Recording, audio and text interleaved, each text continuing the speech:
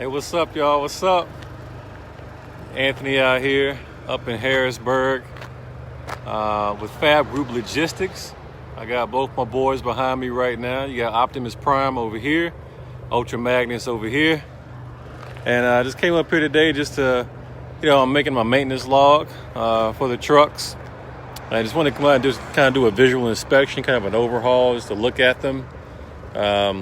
We've had a pretty decent first 6 months on our trucking journey. We were able to gross over $200,000 of revenue, which for a new trucking company is actually pretty daggone decent. We were able to put 5 drivers to work. So during a time when we had a pandemic and people out of work, we were able to provide employment for 5 different drivers, which is really cool.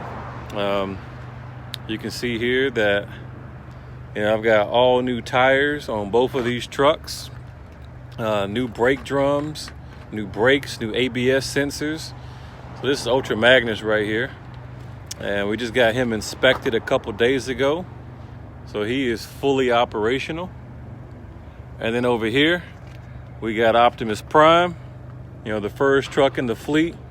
He's definitely done the most running of the 2 trucks, and again, basically brand new tires all the way around on him. Brand new tires, new brakes, new drums.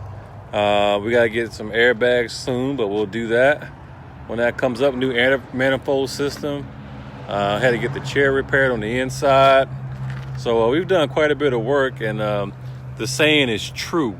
Big trucks, big bucks. I mean, let me tell you about that. Big trucks, big bucks.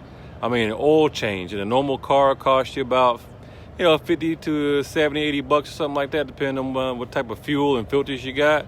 These trucks right here, if you want an oil change, it's going to cost you about 500, 600 bucks. You know what I'm saying? So it's quite a bit of cost associated with owning and operating trucks. So I'm up here. We got the new IFTA stickers. So I'm going to put those on the trucks. I came up here today because, truth be told, I started this out with a partner. Didn't work out. So unfortunately, I was not able to spend as much time in the trucking business. What up, Jay? What up, baby? I couldn't spend as much time in the business as I wanted to. So a lot of things got overlooked. As a business owner, I have no one to blame but myself. I took full ownership and accountability for it, but unfortunately some of the drivers I had did not take very good care of my trucks. So I just came up here to see them. This truck here, literally, it was just left a complete mess. You know what I mean? Just crap all in it. Trash bags full of crap. Trash actually belongs in the trash, not inside of a truck. Bought some of this tape here. This is like, 60 bucks a roll. In case you have a leak in one of the trailers, you can patch it with. One of my GPS unit holders is missing, and again, I could blame the driver or drivers or whichever. I don't know which one it was. I did not have, all the processes and procedures that I needed to have in place to make sure that, I could hold folks accountable and withhold payment for not taking care of the trucks. So that's on me, ultimately. It's a tough lesson to learn, a hard one, no doubt, but, that's on me. And again, trash all in the cup holders. I just got this replaced, the knob, because somebody broke it. Who? I don't know. Again, that was my fault. Triangles were not inside of the truck. So I had to buy another pair. Then you got all this garbage up in here. So I came up here to clean up the trucks. But again, it was a hard lesson to swallow, a tough pill, no doubt. But now I know what to do going forward. So like in 2021, I'm all in with regards to the trucking business. So like, I'm gonna make sure that I vet these drivers properly.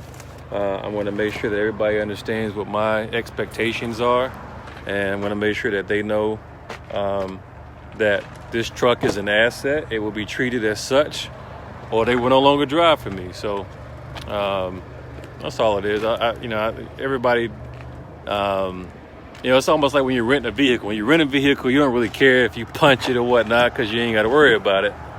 But, with regard to this truck, I feel some kind of way because I gave some opportunity to some people who didn't have them previously, and I don't think they did right by me, but it's all good. I ain't gonna cry about it. I got some gloves and some trash bags. I'm gonna get all this stuff sorted out and cleaned up, and see if I can find the cable for this, the inverter. Again, I should have had all this stuff inventoried to make sure that the truck still had everything in it that it was in there prior to those guys coming on board. But again, it's just tough lessons. Like I'm not hard on myself. I'm not mad at myself. I mean, I'm gonna pat myself on the back for actually taking the risk and diving into something that I knew absolutely nothing about. You know what I mean? I'm proud of myself for actually taking action and getting in the game. Yo, Tim, what's up, bro?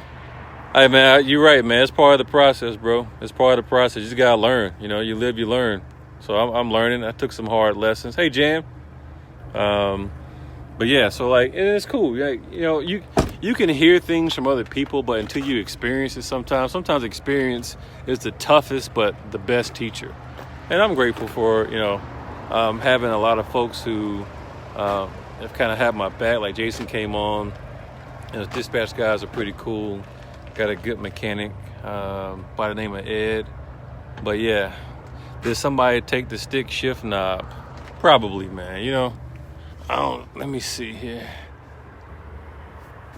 That's not the stick shift. That's for the seat over there, it looks like. But definitely like something missing.